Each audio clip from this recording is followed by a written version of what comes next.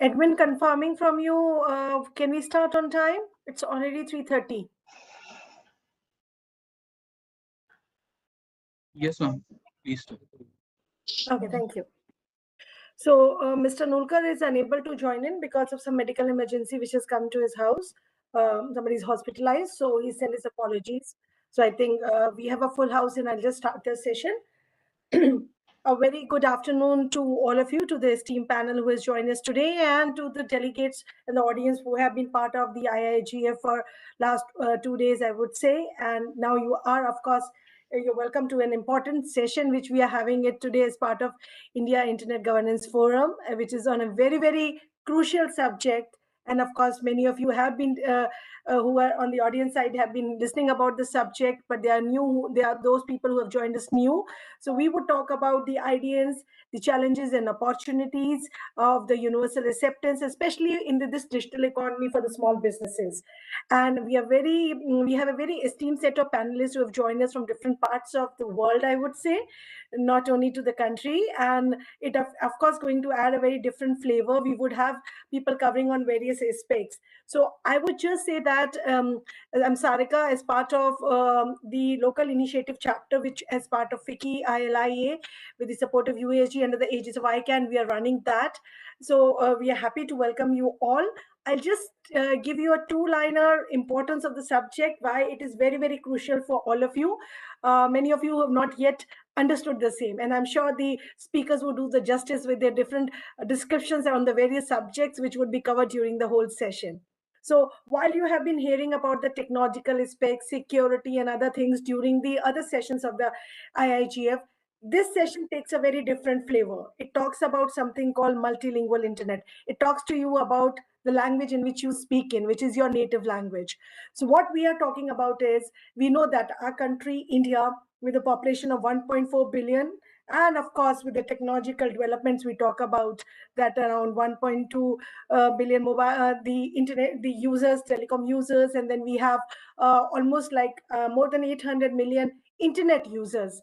And of course this is being possible because of the deep penetration of the telecom network and the smartphone, which everybody more or less have been using it now, and many of you may be accessing the session users through the same. So we have more than 700 million mobile phone users, smartphone users, I would say.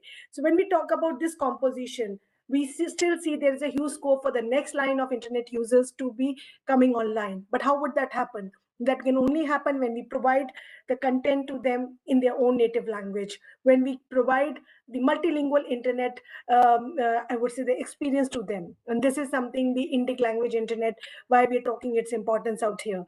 The country, India, we know that we have around 22 official languages, more than 1600 plus dialects. And of course, this comes with both complexity as well as the good opportunities. And for the businesses, it increases the scope to which you are currently talking to. It increases your reach.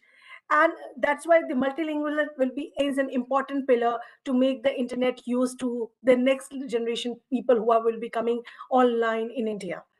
When we talk about the multilingual internet, it is something incomplete without a description of universal acceptance, which is the major pillar of a multilingual internet. As multilingual is important to digital India, UA is important for multilingual internet. It is something having the right content in the multilingual internet, but with the wrong address. I would say the address which is not actually being comprehensible to you, basically in the language in which you wanted to. So it's not. So what we are going to talk about today is IDNs, which is internationalized domain names, email address internationalization, how it is important to have these things in the local languages and the script, how what the systems can actually make the changes so that the systems can communicate, the softwares can accept that, and how it can give you a truly inclusive multilingual internet experience, and how it can help your businesses to grow in this digital economy. We are talking about 1 trillion digital economy. So multilingual internet is going to be a major role player in the same. We are privileged to have these speakers with us as part of the chapter we are running at the local initiative chapter under the aegis of Indian Language Internet Alliance with FICCI runs in. We request the people, after understanding the concept today through various speakers, please join the community It's a community-based network which we are running in, where we encourage people to participate, to learn, and to implement, and where we have the set of experts who can help you and guide you for the same. The range of activities which the local initiative with the help of the community runs in ranges from multiple things, the technical to your capacity building, government engagement, journal awareness, case studies, various things. And we are happy to have more of you. It is through your support this journey can be completed. So now I would stop myself and request the chairman of a UAST, Dr. Ajay Data, to kindly deliver his opening remarks. Over to you, Dr. Data. Thank you, Sarika, for setting the context rather very well for all of us and for audience to understand what to expect out of it. It's obviously a very important session, and thanks to Fiki for taking this lead in this country for ensuring that universal acceptance reaches to the masses and they understand the importance of it.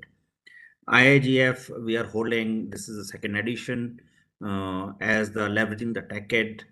This is an important word, decade, because our Prime Minister has given this word to us, technical decade, and for Bharat. And that's where we are discussing about something, what is most important thing for the country, that is languages. And the topic which has been set is a very apt one, internationalized domain names. In this context, the importance of universal acceptance.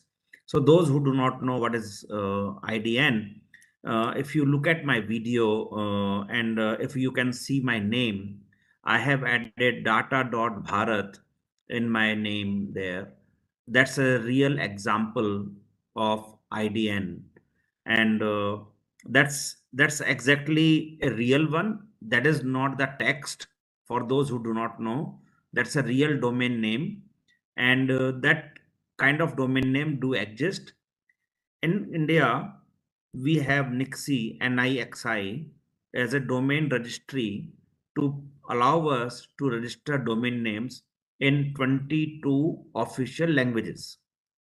These 22 official languages are obviously an official language by the government for all of us, mandated for many states to use their own languages. And like Rajasthan uses Hindi, and Tamil Nadu uses Tamil. Like that, Maharashtra uses Marathi, and they become the official languages for that state. And like that, there are 22 official languages in the country. So imagine 1.4 billion people divided among 22 official languages.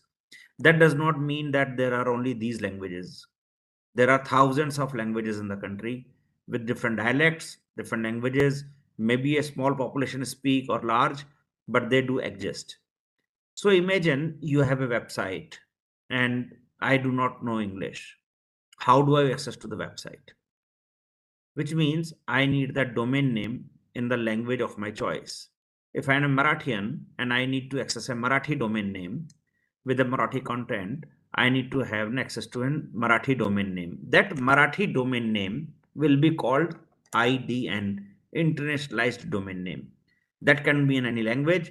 Language is nothing to do for IDN. IDN means a domain name with non-ASCII characters. It is as simple as that. If there are ASCII characters fully, that is not IDN. If there is one character in a domain name which is non-ASCII, that becomes an IDN.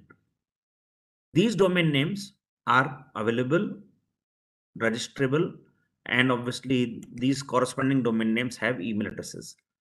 That's where the universal acceptance comes into play, which means that I have a domain name data.bharat, and if I type in on a browser, if I type in a search bar, if I speak to Alexa or Google, will it take me to the website or will it consider to as a text?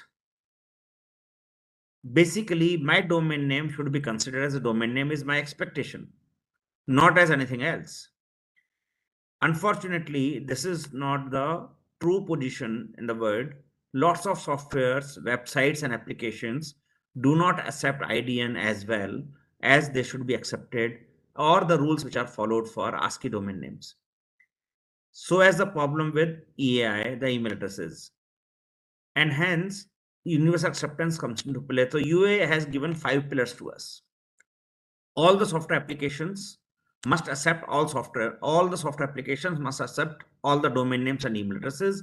That's the fundamental we have, which means all the software applications must accept, validate, process, store, and display them well. These are the 5 pillars which we have.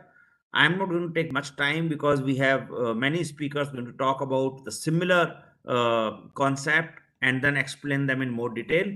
But this is a very, very important subject, and I would request you and urge you to go back after this conference, register a domain name for yourself in your own name, have an email ID from Nixie, which is available free to you as soon as you register a domain name.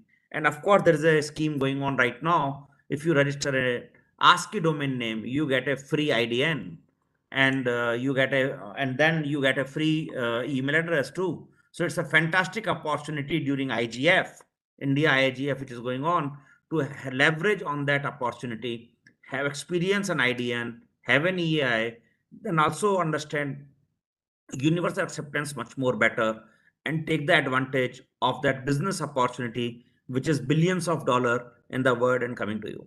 Thank you very much, Sarika, for giving this opportunity to me. Thank you, Dr. Data, for setting up the stage with the things which is happening within the country. Of course, mentioning about the IDNs available in 22 official languages and an opportunity which is there for the people who are listening today, that as part of the IHAF, you can actually get the email address, free email address, if you can register. So please do reach out to us in case if you have any issues. We'll be happy to facilitate that. You can write to us on fiki.ili@fiki.com, and we'll be happy to help you out with the whole process. With this, after an India perspective, and of course listening to the chairman of a USG, we move on to our next speaker, who is going to talk about, of course, the ICANN's vision on the UA and the multilingual internet. Ms. Pittanan, thank you for joining us, and we are thankful to ICANN for supporting the USG and the local initiatives at various country levels, and of course from the India's perspective. We would love to hear your views with respect to the ICANN's vision on the same. So over to you, Pittanan. Sarika, and thank you for the opportunity to speak in this panel. It's my pleasure. So also continue on what Dr. Ajay already shares on the basis of what is the IDN and the UA. So for ICANN, we committed to enabling the more inclusive internet, of course, and doing so is both try to accept the new GTLDs, the top level domain in the short and longer TLDs, and also the IDNs ones. So let me just put it into 2 buckets. So first on the IDN first. Basically, we by enabling all the other languages or script into the DNS system, of course, is enabling the usability for the users, but we also committing to making the internet secure and stable as well. So we need to do it in a way that it's still secure, of course. And by doing so, we need to work very closely with the community to come up with how to use the script properly in each one. So it's very grateful that I has a opportunity to work with all the Neo-Brahmi generation panels who work on the nice script for India, and also cover the 22 official languages. So that was done. I can also work similarly in this effort with other script as well. So globally, we actually now cover 26 scripts, which cover about 400 languages. We have 17 panel generations who cover this, and in total is like more than 10,000 hours of work, of volunteer work. So it's a very prominent work by the communities who really wants to have this additional script used in the system. So that is already settled. Then moving to the universal acceptance path with, like Dr. Tej said, right now the technical is there, but some of the system might not know that this is usable. So sometimes if you register your email in non-English ones, you might get rejected and they say this is not a valid email. So this is some of the issues that we're trying to solve. And I think for UA, universal acceptance issue for ICANN, there's 2 levels as well.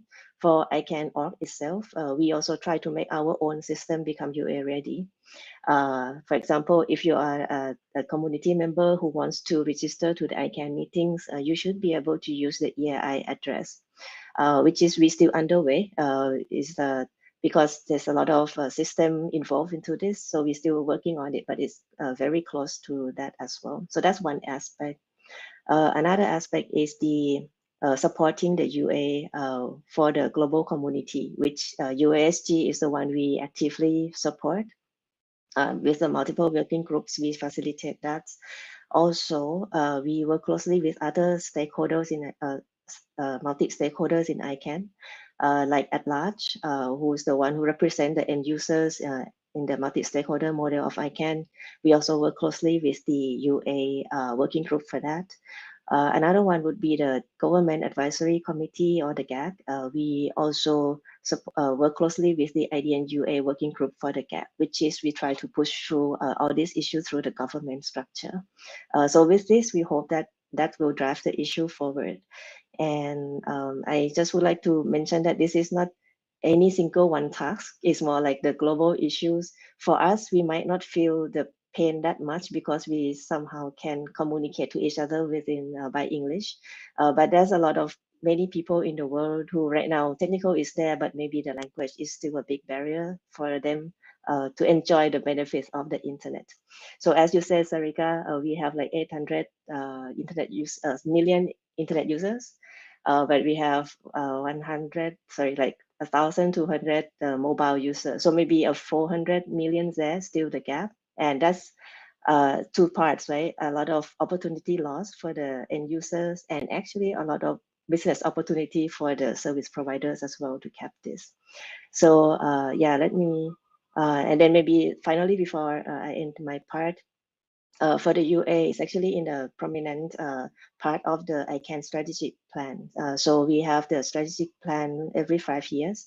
Right now, we're in the strategy plan for 2021, 2025. UA is a big part of it. And each year we announce the CEO goals. So this is also part of the CEO goal for financial year 23 as well. So this is the issues that really on the radar for ICANN. So let me stop here and maybe go to the next speakers or take any question. Thank you. Thank you, Pitinen. Ladies and gentlemen, Pitinen is a senior manager IDN programs with ICANN. And Pitinen, thank you for putting up the pointers very well. 26 scripts, congratulations for the same, and we wish you more in coming future. Of course, we look forward to getting ICANN UA ready.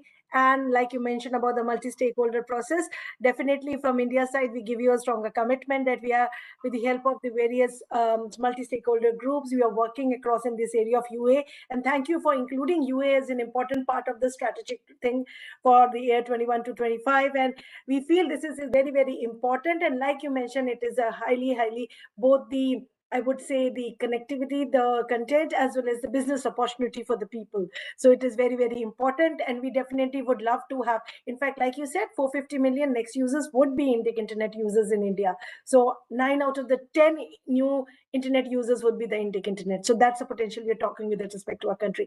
Thank you, Pitinen. And if there are questions, I'll take up at the end of the session. With this, I will move on to our next speaker. Next speaker is Mr. Mahesh Kulkarni, Director, Everest System. And Mahesh has been a veteran in the field for long on the subject, and he's going to talk about on the UA readiness made easy. Over to you, Mr. Kulkarni. Good afternoon, everybody, and thank you. I think Ajay Data as well as Pitinin has given a brief overview of the UA, basically the challenges and the business opportunities also. So the UA becomes a fundamental foundational requirement, just like Unicode. That's very, very important, and to have a truly multilingual internet. So domain names, as you are aware, and email addresses, as you are aware, it becomes a unique digital identity like Aadhaar card or something of that sort. As of today, when the new GTLD program started, as of today, there are 1,500 top level domains which are operational. And this includes the IDN cctlds.bharat in all 22 Indian languages operated by NIXI. So that's a great opportunity for India in terms of having the domain names in different languages. As you are aware that previously only ASCII characters were permitted, like LDH, that is letter digits and hyphen, into the domain name. But the domain names were restricted only to the previously 8 ones only, restricting to 3 characters basically. If you really look at it, the Latin script we used for writing English do exhibit some challenges also, like homographs or the confusingly similar characters like 0 and O, L and 1, and so on and so forth, and even some of the combinations like double V appearing to be W or R and N appearing as M. So these challenges exist in ASCII domain name as well. The fisher can make use of confusingly similar characters or homographs to make the domain name similar to the legitimate one. As I said to you, the ASCII permits only LDH, and there are almost only 38 to 39 characters within there. And it is simple to validate the email ID or a domain name for the ASCII by just using a regex pattern. So that's very simple. Any website developer can do that very easily. It can just take a 5 to 10 minutes to do that part. Basically, that should not be a trouble.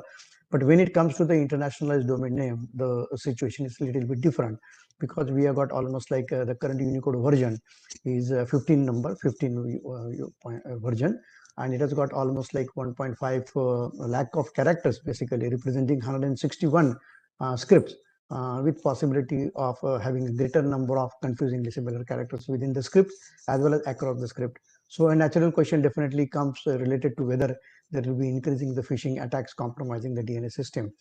I think the answer to this is no, because of the fact that a very robust and stable policy has been actually created around the internationalized domain names by way of something called the IDNA protocols. And the IDNA protocols takes care of all these language nuances and everything. So if a developer needs to implement the so-called or have a UA readiness, then he may not be necessarily a language expert. He can just do it.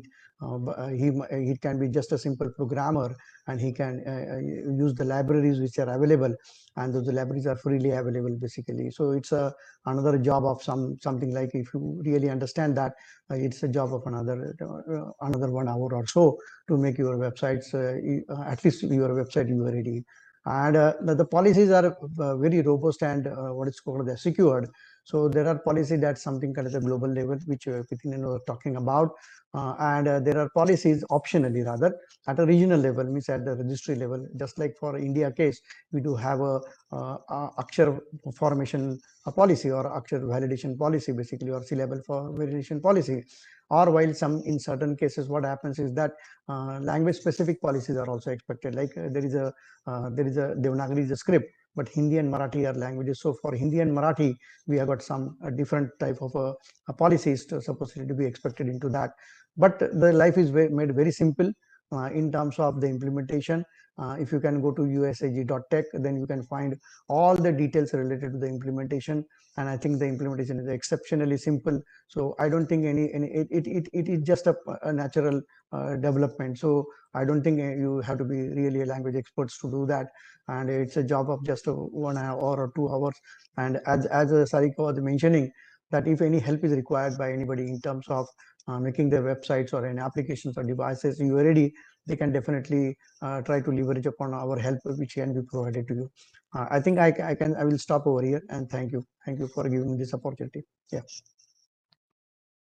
Thank you, Maheshi, for putting it up, and of course mentioning the nuances related to it and how it can be easily it can be done easily. And like you ended up your talk, we are more than happy to facilitate that process for the people who are listening, because it would be really going to benefit you, and it's not a very long job. We can have, there are various stages to it, and few stages can be implemented very soon. So we can work with you together to do the same. We encourage you to please come back to us, provide your feedback, and we would be more than happy to help you out for the same. With this, I move on to our next speaker, and definitely topic would of course interest you to think about the plea which we have been making it since the start of the session. The topic is IDN and the economic opportunities, and the speaker is Mr. Akshat Joshi, founder for Think Trans. So Akshat, over to you to convince the people that what economic opportunities they are missing it out if they're not implementing IDNs. Sure. Thank you, Sarika ji. Actually, we have been listening to many eminent speakers, and I would like to put in perspective a few things about what exactly is going on with respect to internationalized domain names. So to begin with, we got to hear from Sarika ji that the organization like FICCI and the entire Government of India machinery is kind of behind making internationalized domain names and multilingual internet a success. And that itself is a very big statement if you see. That tells you the kind of focus that government has on multilingual internet. So that is one thing that I would like everybody in the audience and all of us who are even listening to this to take home as one of the points, point of confidence when it comes to economic opportunities. Because when it comes to businesses, the confidence in the product is something that plays really big role into the whole gamut of things. Then we listen to Ms. Pithinan from ICANN. Now, if we have to talk about ICANN, ICANN is the nodal body that governs the names and numbers over the internet, right? And what Pithinan shared was it is part of their CEO goals even for 2023.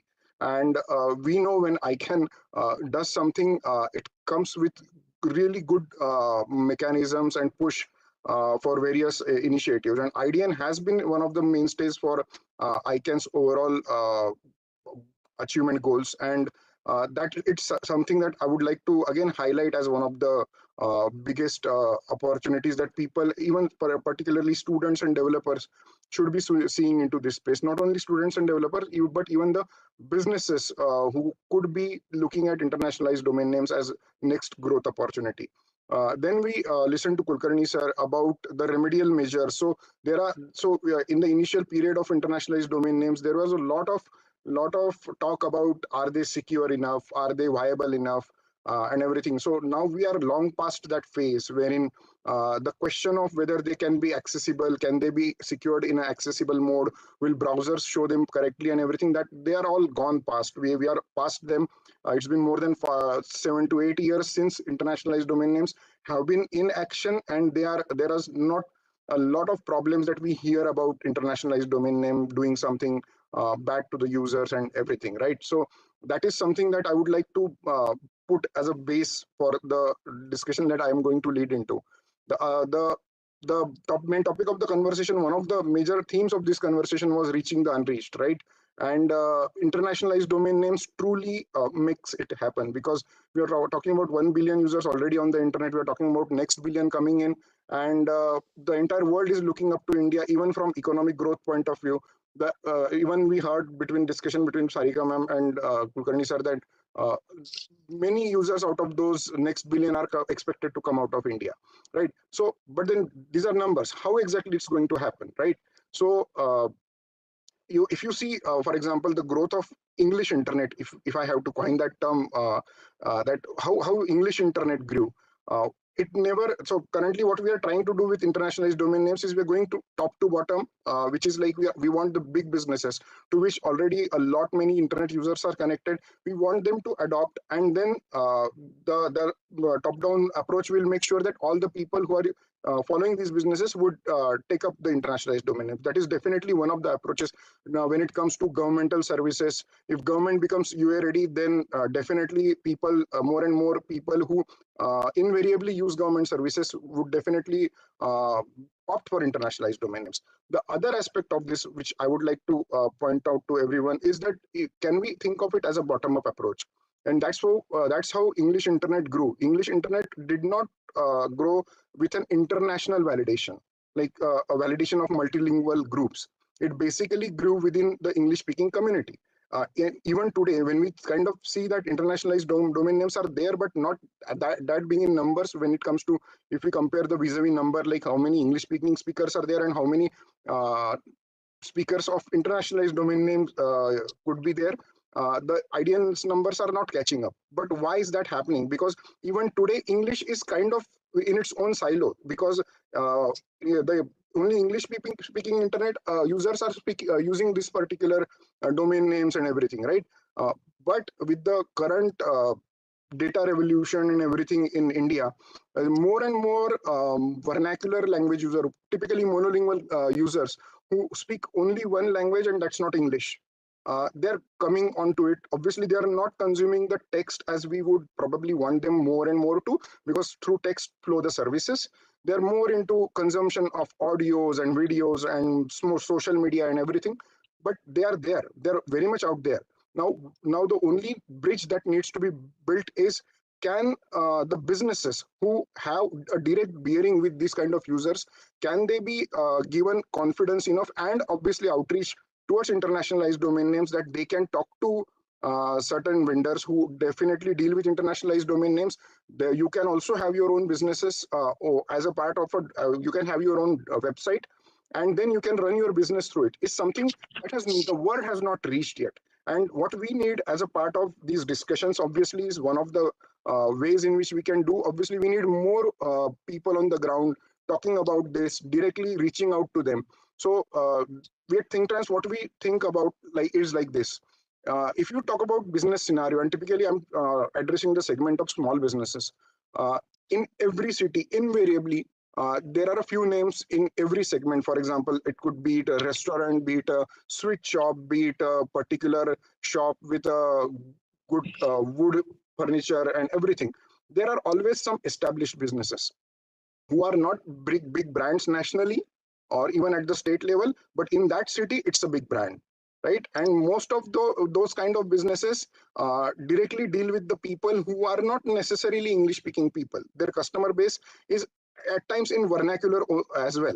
So that is one segment that we can look at. Obviously, they are, now we are talking about established businesses, they don't necessarily need more and more online publicity to flourish their business. They already have their brick and mortar shop set up and it's minting money for them. But under the shadow of such a business, there are always more than hundreds of shops of similar nature who want to take up that spot in the local community itself. They are aspiring and they do not have opportunities. They do not have as big cash flows, but the aspirations are there to reach there. Now, can someone reach out to them saying that your users are monolingual, there is this particular opportunity to scale up your business, reach out to people not only within your community, but even outside your state, outside even India, for example. The kind of products that we in India make, we often, the small businesses particularly, often make a mistake of thinking that their user base only lies in their physical vicinity, which is not exactly the case right now. You can sit in any corner of India and send a parcel anywhere in India around in say $150, right? And that's a huge power. And can we bring those users onto the internet bandwagon? And if we can bring them, they would invariably opt for internationalized domain names. Now, just to get into analysis of what stops them from coming onto the internet is, first thing, they don't think that domain name is my thing. They don't think that I can operate a website. They do not think that the operational cost and everything that I will be able to bear. Now, can we as a community, be it government, the organizations, can we establish mechanisms to reach out to them, saying that, okay, you know your business well, you do only that part. The rest, everything is taken care of by us. And if this kind of initiative goes out to them, then they would definitely be wanting to ride on to their aspirations and opt for this. Obviously, kind of precondition to this would be that when you opt for something like this, there is this kind of support mechanism enabled for you. You would have to make sure that you reach out to your users and more community that you connect with through the internationalized domain name website. And that is something that would be like a win-win for both the IDN ecosystem as well as them. And that is where we think lies a big opportunity, and the effort should be more directed towards that. So what we are proposing is a kind of bottom-up approach to the whole thing. Like, you talk to the businesses which lie at the bottom of the pyramid. So that's one part of it. Another one is agribusinesses is something that is extremely local, and they speak the language of the people. And those people are typically farmers who are only in most of the cases conversant in their local languages. If we talk to agribusinesses, open up a line of discussion with them and bring them onto the internationalized domain name, that is something that we definitely have a very big opportunity. And coming to the creator economy part of it, which is the one of the biggest things that always gets talked about. I just looked up a while ago, like what's the size of the creator economy in India in 2022 itself is around 6,800 crores. And if you see the creators typically, if coming out of India, they don't speak English. They speak local languages. And there are no marks for guessing which are the topmost YouTube channels with maximum subscriber base. One is T Series, other one is Sony Entertainment. Now that gives us a power idea into how many people. Now, if they are topmost subscribed channels, that means those many people are already there. They are already there to be plugged into this particular ecosystem as users. So with these thoughts, I would like to end my session. I guess I'm already short out of my allocated time. So I guess we would like to direct our efforts to something like this, and maybe we have light at the end of the tunnel, even for IDNs and the next internet users. Thank you. Thank you, Akshay. So if I can just say that while you have been able to pick a few sects like agriculture or the logistics service provider, the creative economy, I would say each and everybody who is into the business at whatever level, this is something which is going to make it a difference for them. So whatever you are doing in it, just, yes, I completely agree. It's first about getting them glued to the same thing, making them realize, getting the awareness on that particular subject, and then actually facilitating them to implement them, which is not a very big deal, but it's something which people need to realize. They need to think about beyond the box, that what they're currently handling is just not enough. It is going to add X plus X to them, and maybe X plus 2X, we never know that. So that is something which is looking at. So that's what the effort the speakers have been talking about, and the people who you see right now here are also the part of the community we have been talking. So we are trying our best to do the same thing with the help of all of you in the various areas, and that's what we encourage the audience and the businesses and the participants who have been part of the discussion and the session to please contribute and start participating in the same. You would be, of course, learning something. There's something which you're going to lose out of it. So now with this, we move on to our next speaker, and I would say the last speaker for the session, last was not definitely the least. Of course, we would have the concluding remarks from the vice chair of UASG, who is going to, Dr. Pabnaja, who is going to talk at the end. But in terms of the address, I would now request Mr. Harish Chaudhary, who is a UA ambassador for the UASG, and also is a research scholar and faculty for National Forensic Science University, Ministry of Home Affairs, Government of India, to kindly share his views on the Deciphering UA and EAI. So over to you, Harish. Next 7 minutes is yours.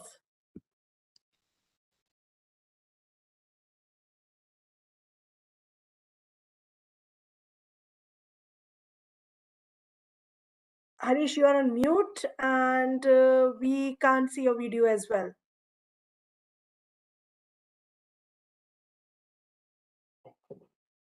Harish, can you hear us?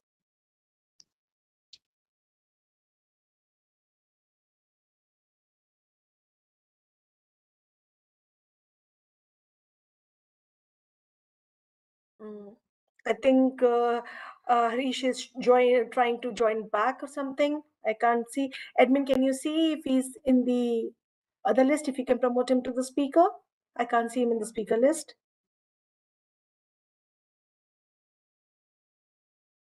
Okay, meanwhile, Harish joins in. Pitanan, we have got some questions, and although I was planning to take it at the end of the session with the participants, but while the time the Harish is joining in, and for the best usage of the timing, I will just raise up the question.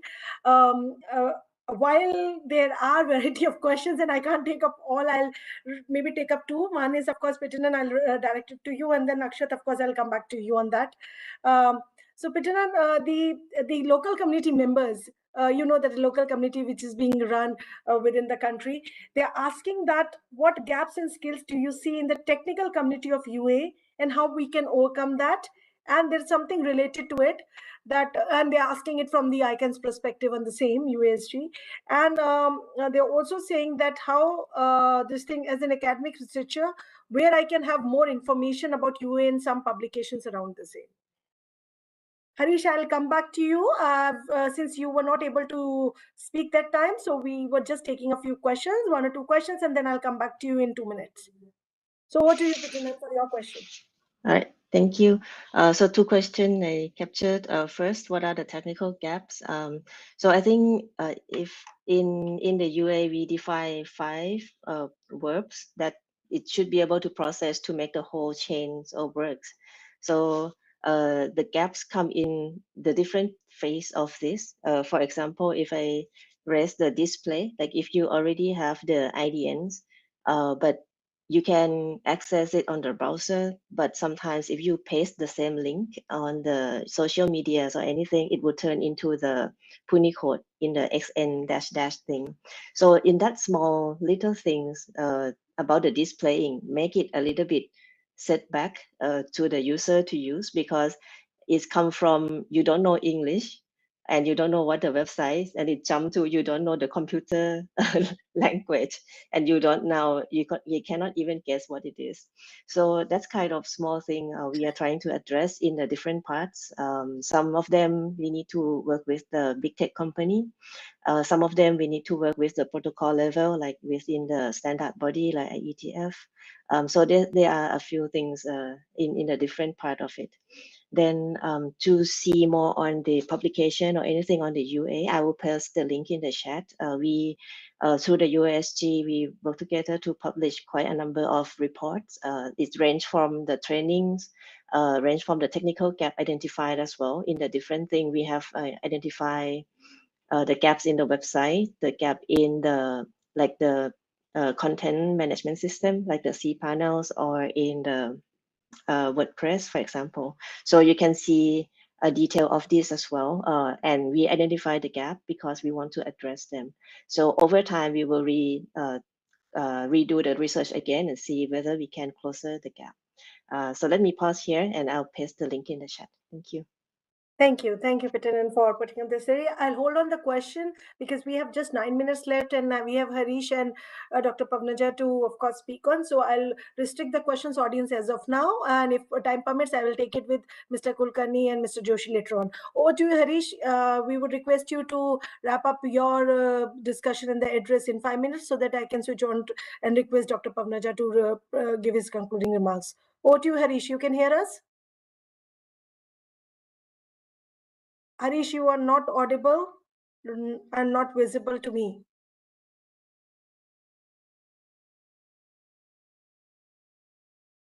I think we are losing him and he's having some connectivity issue I guess at this point of time. Okay, so Dr. Pavnaja, maybe I could request you. I would not say it's the concluding remarks. I would say your remarks at this point of time.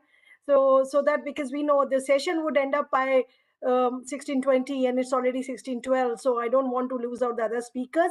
And maybe if the time permits, then I'll take the questions. And if Harish joins in by that time, we request him to make his own address. Over to you, Dr. Pavnaja. Thank you, Sarika. And am I audible? Yes, you are. Loud and clear. Thank you. Thanks to Vicky for organizing this wonderful session. As many people have already mentioned, all the speakers have mentioned, and you know the issues, but still trying to once again recollect. So India is a country of about 1.4 billion, that is 140 crores. And there are about 1.2 billion telecom users, about 800 million internet users, and there are 22 official languages. As per People's Linguistic Survey of India survey, there are 745 languages in India as of now. If you go back to history, in 1952 there were 1,652 languages. Then it became the first linguistic survey around 1962 or so, the census, India census. It became 1100 languages, and now it is 745 languages. So that many languages have vanished. As per UNESCO's Atlas of Endangered Languages, there are 197 languages of Indian languages which are there in the list of endangered. My own, I am from coastal Karnataka, the language Tudu is there in that list, which I actually worked a lot on Tudu Wikipedia. Tudu Wikipedia is live now. There are 24 Indian languages Wikipedias live. 24th language is Santali, 23rd is Tulu, 22nd is Konkani.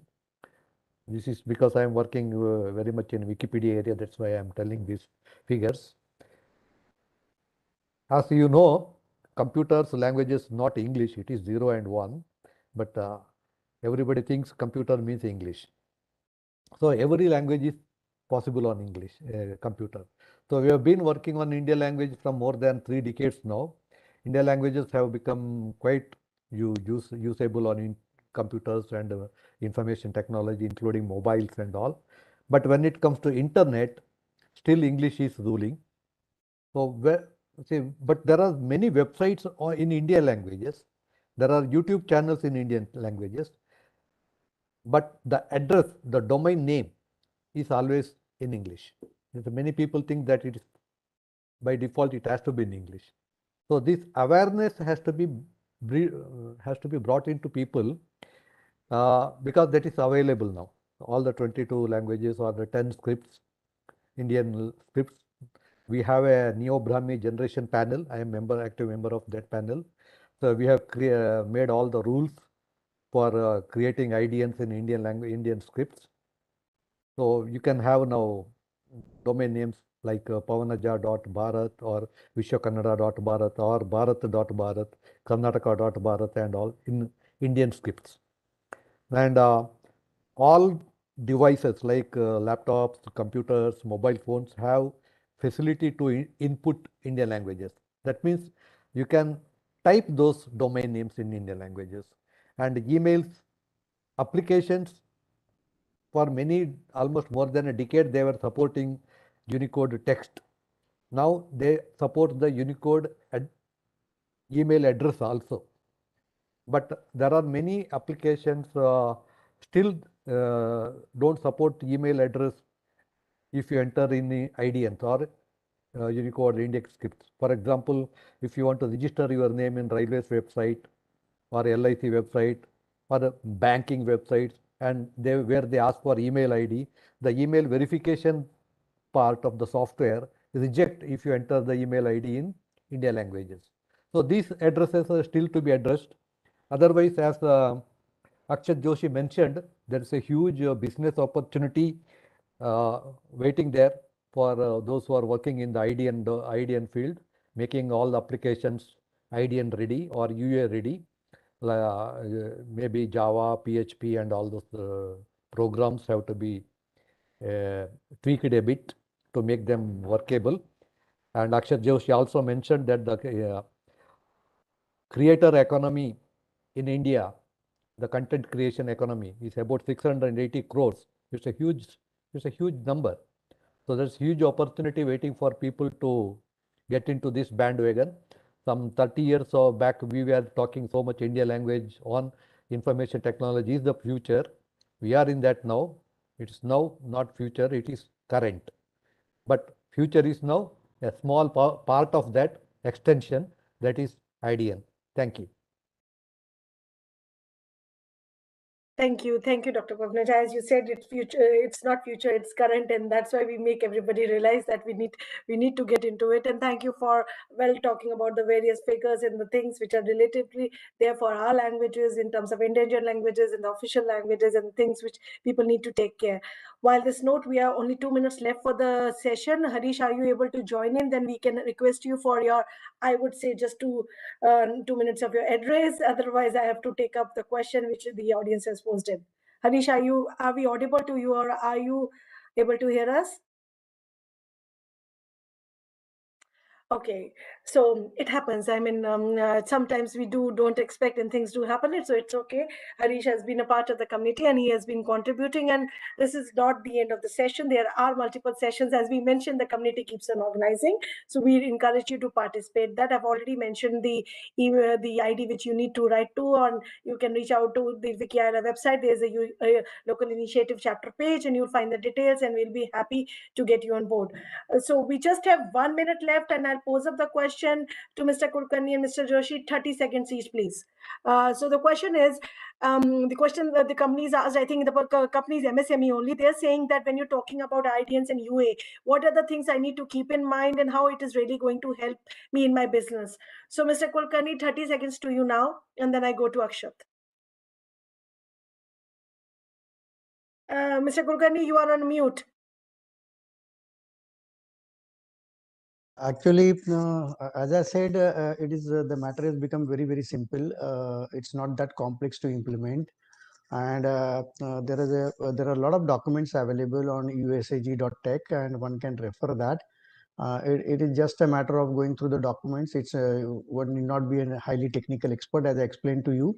One can just he or she should know only the how the website is being developed or what are the technology being used at the website, especially if somebody is working on PHP, Java. See, fortunately, what has happened is that these IDN libraries are now part of some of the platforms, like PHP has got a built-in feature, .NET has got a built-in feature, while there are also external libraries in Python and other purposes. So I think it is just a matter of implementation in terms of whenever you are developing any form, you should be able to do that very easily. That should not be trouble. Thank you. Thank you, Mr. Kulkarni. Akshat, just, I would say 10 seconds for you. Sure. I guess Kulkarni sir already put in perspective what is required. I guess nothing special is required, but I would suggest that you probably talk to some company or agency which knows this thing in and out, so that you are not taken aback by certain surprises and everything. So that's the only thing I would suggest, that don't go with an agency which does not understand internationalized domain names. And I believe there might be many coming up who would support this. Yeah. Thank you. Thank you, Akshat. Harishwar, I see your message, but I think we are at 1 minute past our session time. Admin, can we take 1 minute from Harish, if that's okay with you, or we have to wrap up the session? Harish, maybe a liner from you, because I can see it's 16:21 and they have to switch on to the another workshop, which is after us. Harisha, can you hear us? Yes, yes. So maybe you can just make a last impactful statement before we really close the session. Okay. So the one most important part is that Government of India should come up with the Digital Bharat-like program, in which all the domain names should go to the Gram Panchayats, like Government of India have already done for BharatNet project, so that the internet could reach to the last mile users. So that is the really effective thing. And I'm repeating one of the most important suggestions given by Kulkarni sir, that we should sell, or we should give .bharat to all the businesses, and with that we should give free .in domain. So that will increase the awareness. Sure, to the Harish, we got the so point. that's We an got the important point. Yeah. Yeah, we got the point. And I will just say that government has already taken the steps in that direction. Soon you will hear the announcement in the same. And Mr. Kulkarni will, of course, support me for the same process. The Government of India is already working on it. And you will soon get to hear about the announcements. With this, we would have to wrap up the session. Thank you, panelists. I would have loved to continue the discussion for another hour, but I know we are hard pressed. So thank you all for joining in. Thank you, Pitinan. Thank you, Dr. Pramnaja, Mr. Akshay Joshi, Mr. Kulkarni, Mr. Harish Chaudhary, of course, Dr. Ajay Teta, and thank you the audience who have been part of the discussion and putting up the questions. With this, we wrap up the session and we come back to you with more discussions in the different forums. Thank you, IIGF, for having UA discussion on the UN multilingual internet as an important component of IIGF. Thank you all. With this, I end up the session. Jai Hind. Thank you. Thank you, everyone. Thank you. Thank you. Bye.